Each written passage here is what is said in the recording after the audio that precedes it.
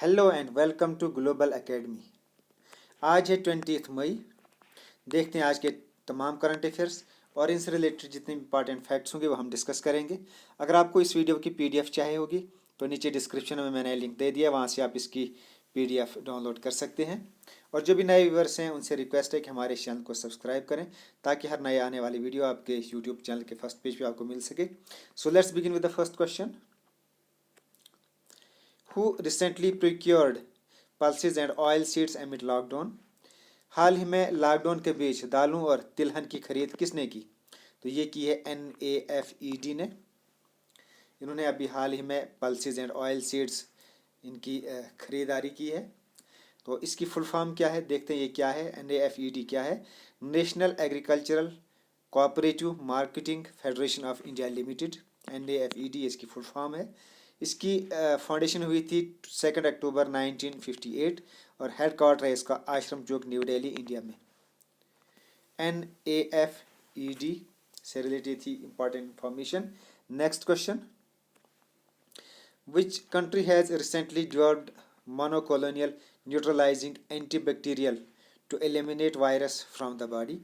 हाल ही में किस देश ने शरीर से वायरस को ख़त्म करने के लिए मोनोकोलोनियल न्यूट्रलाइजिंग एंटीबॉडी विकसित की है? तो ये की है इसराइल ने।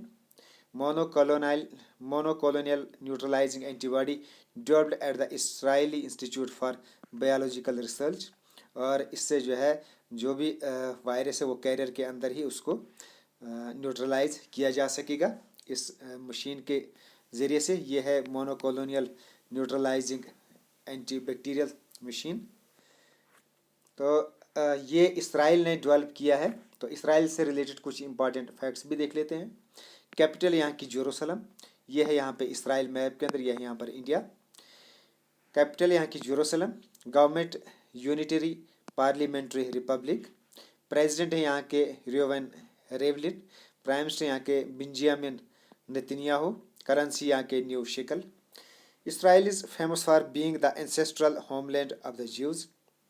ये ज्यूज़ का एंसेस्ट्रल होमलैंड है, इसके लिए काफ़ी फेमस है। उसके अलावा it is famous for being the birth place of 2 major world religion, Judaism and Christianity. उसके अलावा ये बर्थ प्लेस है दुनिया के मेजर रिलीजन्स का, जिसमें जुडाइज्म और क्रिश्चियनिटी भी आती है। तो ये थी कुछ important information regarding Israel. Next question. According to the recently published firm who will become the world first trillionaire after 6 years? हाल ही में आई कंप्रेसिन फर्म के अनुसार कौन 6 साल के बाद दुनिया का पहला ट्रिलियनियर बन जाएगा? तो ये बनेगा जेफ बेजोस। जेफ बेजोस के लिए ये इन्होंने एक पेशनगोई की है कंप्रेसिन फर्म के द्वारा कि ये अगले 6 सालों में ट्रिलियनियर बन जाएंगे।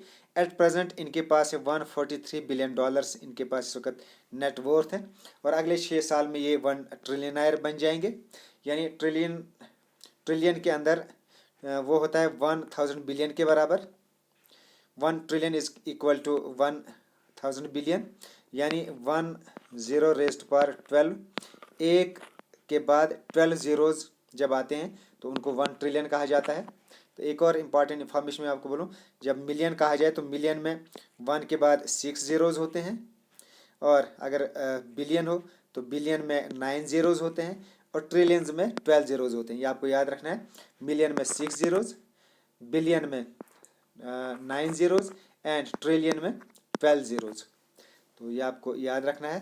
तो जेफ बेजोस के लिए कहा जा रहा है कि वो अगले 6 months में ट्रिलियनियर बनने जा रहे हैं। तो जेफ बेजोस से रिलेटेड कुछ और इम्पॉर्टेंट इन्फॉर्मेशन। ये अमेज़न के मालिक हैं, इसके मालिक भी हैं। इसकी स्थापना हुई थी अमेज़न की, इन्होंने की थी जुलाई 5, 1994, 25 साल पहले, इन बेलवे, वाशिंगटन, यूनाइटेड स्टेट्स। तो इसके फाउंडर हैं जेफ बेजोस अमेज़न के, और हेड क्वार्टर है इसका सिएटल, US। तो ये थी जेफ बेजोस से रिलेटेड और अमेज़न से रिलेटेड कुछ important information. Next question. Who has recently become the captain of Pakistan one day cricket team? हाल ही में पाकिस्तान की वनडे क्रिकेट टीम के कप्तान कौन बने हैं? तो ये बने हैं बाबर आजम। ये हैं बाबर आजम, ये वनडे क्रिकेट टीम के कैप्टन बने हैं। इसके अलावा पाकिस्तान से रिलेटेड कुछ इंपॉर्टेंट इन्फॉर्मेशन मैं आपको बताना चाहूँगा। अभी रिसेंटली पाकिस्तान ने एक ट्रांसजेंडर जिनका नाम आयशा मुगल है, उनको यूनाइटेड नेशन कन्वेंशन के अंदर भेजा था। और ये ट्रांसजेंडर आयशा मुगल, इसको भेजकर एक ट्रांसजेंडर को यूनाइटेड नेशन कन्वेंशन में भेजकर पाकिस्तान ने ये एक हिस्ट्री क्रिएट की है। He is the first transgender who had took part in the United nation convention on violence against women. तो ये एक पाकिस्तान ने एक हिस्ट्री बना दी है एक ट्रांसजेंडर को भेजकर यूनाइटेड नेशन कन्वेंशन के अंदर, ये जनेवा में है। उसके अलावा पाकिस्तान ने एक और हिस्ट्री क्रिएट की है कि उनने एक हिंदू पायलट को, एक हिंदू लड़के को, यानी जिसका नाम राहुल सिन्हा है, उसको पायलट बनाया है। Pakistan first Hindu pilot Rahul Sinha. तो ये भी एक हिस्ट्री, ये दो हिस्ट्रीज अभी हाल ही दिनों में पाकिस्तान से रिलेटेड बनी हुई हैं। तो ये थी कुछ important information regarding Pakistan. Next question, Andhra Pradesh government forms 5 member panel to probe Vizag gas leak, who heads the panel? Andhra Pradesh सरकार ने विजय गैस रिसाव की जांच के लिए 5 सदस्यीय पैनल बनाया है। पैनल के प्रमुख कौन है? तो यह है नीरव कुमार प्रसाद, ये इस पैनल के हेड रहेंगे जो कि विजय गैस लीक प्रोब को देखेंगे। अभी हाल ही में विशाखापट्टनम के अंदर एक एलजी पॉलीमर केमिकल प्लांट है, आपने सुना भी होगा, उसके अंदर गैस लीक हो गई और उसकी वजह से बहुत सारे लोग मारे गए। तो ये अभी एक बहुत बड़ी ट्रेजिडी हुई विशाखापट्टनम के अंदर। तो ये यहाँ आपने एक तो विजय गैस लीक की आपको याद रखना है कि ये विशाखापट्टनम में हुआ, ये आंध्र प्रदेश के अंदर है, और ये हुआ है एलजी पॉलीमर केमिकल प्लांट के अंदर। और इसके अंदर जो गैस लीक हुई है उसका नाम है स्टायरीन गैस। तो ये कुछ इंपॉर्टेंट इंफॉर्मेशन है जो आपको याद रखनी है। Next question, how long has the recent FIFA अंडर-17 women's cup in India been postponed? हाल ही में भारत में होने वाले FIFA अंडर-17 महिला कप को कब तक के लिए स्थगित कर दिया गया है? तो ये किया गया 2021 तक। अब ये अभी 2020 में होने वाला था, लेकिन इसको अब पोस्टपोन किया गया है 2020 में। और ये अंडर-17 वुमेन कप ये इंडिया में होने वाला है, ये भी आपको याद रखनी इंपॉर्टेंट इन्फॉर्मेशन है। तो FIFA ने इसको पोस्टपोन किया है। तो FIFA से रिलेटेड कुछ और इम्पॉर्टेंट इन्फॉर्मेशन, फुल फॉर्म इसकी the federation international D football association, ये एक फ्रेंच सेंटेंस है और इसका जो इंग्लिश में इसकी ट्रांसलेशन हुआ है international federation of association football. तो ये है FIFA। इसकी स्थापना हुई थी 21 मई 1904, 115 years ago. Founded eight Paris France, तो फ्रांस के शहर पेरिस में इसकी स्थापना हुई थी। और हेड क्वार्टर है जिसका जोरिच स्विट्ज़रलैंड, और प्रेसिडेंट इसके गियानी इन्फेंटिनो। तो ये थी कुछ important information regarding FIFA। Next question, recently SCO meeting was held, who presided it? हाल ही में SCO की बैठक संपन्न हुई, इसकी अध्यक्षता किसने की? तो ये रशिया ने इसकी अध्यक्षता की। इसको प्रिजाइड जो SCO की हाल ही में मीटिंग हुई उसको प्रिजाइड किया रशिया ने। तो SCO देखते हैं ये क्या है, इससे रिलेटेड कुछ इंपॉर्टेंट इंफॉर्मेशन भी गैन करते हैं। SCO यानी Shanghai corporation organisation, SCO full form इसकी शंघाई कॉरपोरेशन ऑर्गेनाइजेशन, या इसको शंघाई पैक्ट भी कहा जाता है। ये एक Eurasian political economic and security alliance है। इसको क्रिएट किया गया था, it's creation was announced on 15 June 2001 in Shanghai China. तो 2001 में इसकी अनाउंसमेंट हुई थी, इसकी क्रिएशन की शंघाई के अंदर। और अनाउंसमेंट करने वाले जो लोग थे वो थे leaders of China, Kazakhstan, Kyrgyzstan, Russia, Tajikistan and Uzbekistan. तो इन कंट्रीज़ के जो लीडर्स थे उन्होंने इसकी क्रिएशन की अनाउंसमेंट की थी। हेडक्वार्टर है इसका बीजिंग चाइना। सेक्रेटरी जनरल इस वक्त इसके व्लादिमीर नोरो। तो जिस वक्त इसकी क्रिएशन हुई थी 26 अप्रैल 1996 में, उस वक्त इसके साथ थे। तो 1996 में ये बना था शंघाई फाइव ग्रुप। उस वक्त इसका नाम था शंघाई 5 ग्रुप। ये इसकी ये पेरेंट या प्रेडिसेसर ऑर्गेनाइजेशन है, ये जिसकी स्थापना हुई थी 26 अप्रैल 1996 को। उस वक्त इसमें जो 5 ग्रुप्स थे वो थे चाइना, कजाकिस्तान, तर्जिस्तान, रशिया एंड तजाकिस्तान।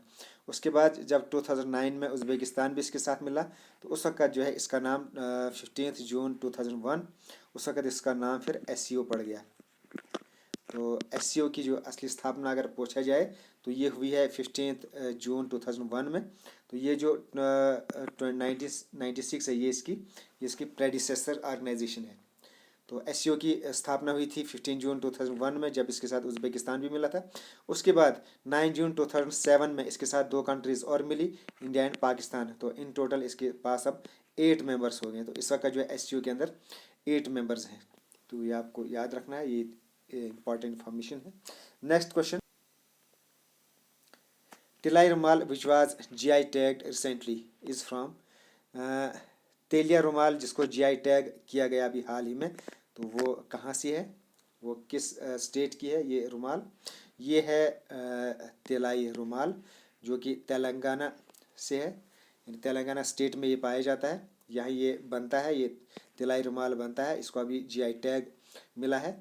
तो तेलंगाना तेलाई रुमाल ये एक क्लॉथ, ये एक कॉटन का बना हुआ एक रुमाल है, एक क्लॉथ है। तो और इसके अंदर बहुत सारी वैरायटीज़ वगैरह, बहुत सारे डिज़ाइन इसके बनाए जाते हैं और इसको पार्टिकुलरली हाथ से बनाया जाता है। और इसमें 3 कलर्स यूज़ किए जाते हैं, red, black and white. Red, black and white colour इस रुमाल के अंदर यूज़ किए जाते हैं। ये कॉटन का होता है और इसको बुना जाता है हाथ से। The cloth can only be created using the traditional handloom process. इसको सिर्फ वहाँ के ट्रेडिशनल हैंडलूम प्रोसेस से ही बनाया जाता है, इसमें किसी भी किस्म का मैकेनिकल यूज़ नहीं होता है। अगर इसके अंदर मैकेनिकल यूज़ हो गया तो वो जो है ये इस रुमाल की जो क्वालिटी है वो लूज करता है। तो ये वहाँ का ट्रेडिशनल रुमाल है जिसको हाथ से बनाया जाता है, 3 रंगों का बनाया जाता है और इसको तेलाई रुमाल कहा गया। और ये तेलंगाना में है और इसको हाल ही में GI टैग किया गया। इसके अलावा जम्मू कश्मीर के अंदर भी एक वैरायटी है जिसको GI टैग किया गया है, वो क्या, वो है साफ़रन। ये आपको याद रखना, साफ़रन को अभी GI टैग मिला है। तो ये थी कुछ इंपॉर्टेंट इन्फॉर्मेशन आज के तमाम करंट अफेयर्स और इससे रिलेटेड जितने इंपॉर्टेंट फैक्ट्स थे वो हमने डिस्कस किए। मुझे उम्मीद आपको पसंद आए होंगे। जो भी नए व्यूअर्स हैं उनसे रिक्वेस्ट है हमारे चैनल को सब्सक्राइब करें। Okay, thanks, best of luck and as always God bless you.